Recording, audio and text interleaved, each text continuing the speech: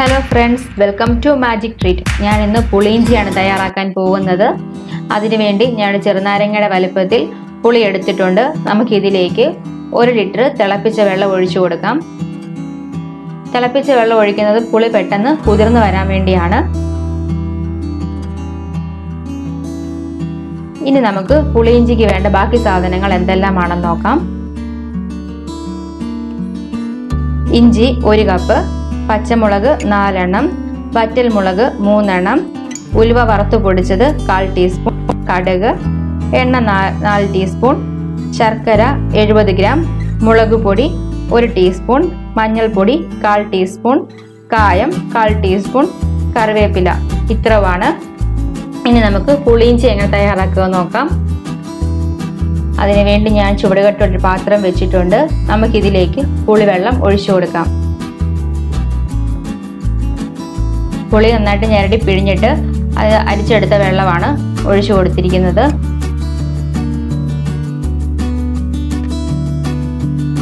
നമ്മുടെ വെള്ളം ഒന്ന് ചൂടായിട്ടുണ്ട്.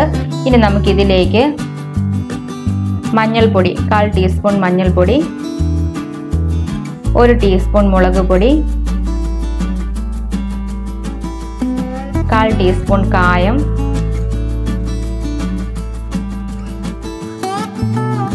കുറച്ച് കറിവേപ്പില,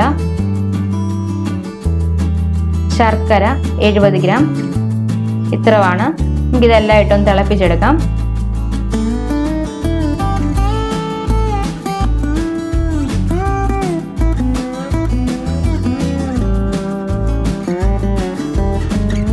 അപ്പം നമ്മുടെ പുളിവെള്ളം തിളച്ചു തുടങ്ങിയിട്ടുണ്ട്. നമുക്കിതിലേക്ക് 1 ടീസ്പൂൺ എണ്ണ ഒഴിച്ചു കൊടുക്കാം.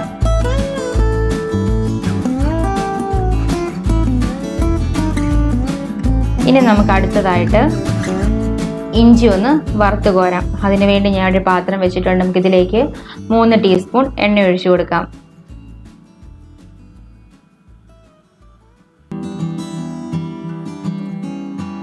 നമ്മുടെ എണ്ണ ഒന്ന് ചൂടായി വന്നിട്ടുണ്ട്. ഇനി നമുക്കിതിലേക്ക് കടുക് ഇട്ട് കൊടുക്കാം. കടുകൊക്കെ ഒന്ന് പൊട്ടി വന്നിട്ടുണ്ട്. ഇതിലേക്ക് വറ്റൽമുളക് ഇട്ട് കൊടുക്കാം.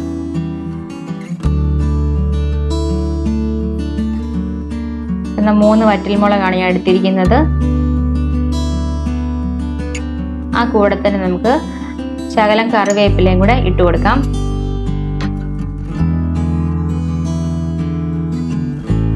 ഇനി നമുക്ക് ചെറുതായിട്ട് കൊത്തിയരിഞ്ഞ 1 കപ്പ് ഇഞ്ചി ഇട്ട് കൊടുക്കാം.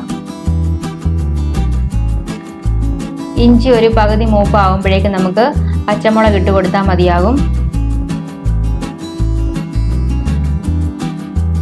അപ്പോൾ നമ്മുടെ ഇഞ്ചി ഏകദേശം മൂത്ത് വന്നിട്ടുണ്ട്. ഇനി നമുക്കിതിലേക്ക് പച്ചമുളക് ഇട്ട് കൊടുക്കാം.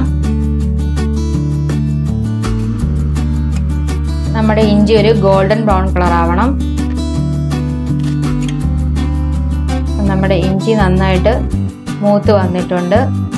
ഇനി നമുക്കിത് തിളപ്പിച്ച് വെച്ചിരിക്കുന്ന പുളിവെള്ളത്തിലോട്ട് ചേർത്ത് കൊടുക്കാം.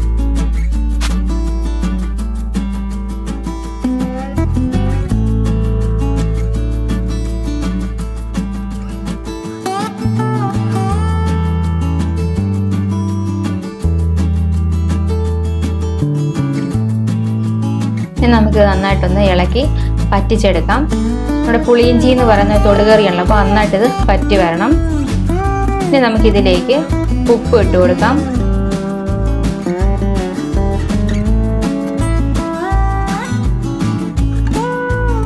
നമുക്ക് അവസാനമായിട്ട് ഇതിലേക്ക് ഉലുവ വറുത്ത് പൊടിച്ചത് ചേർത്ത് കൊടുക്കാം. അപ്പോൾ നമ്മുടെ പുളിയിഞ്ചി നന്നായിട്ട് കുറുകി വന്നിട്ടുണ്ട്. ഇനി നമുക്ക് തീ ഓഫ് ചെയ്യാം.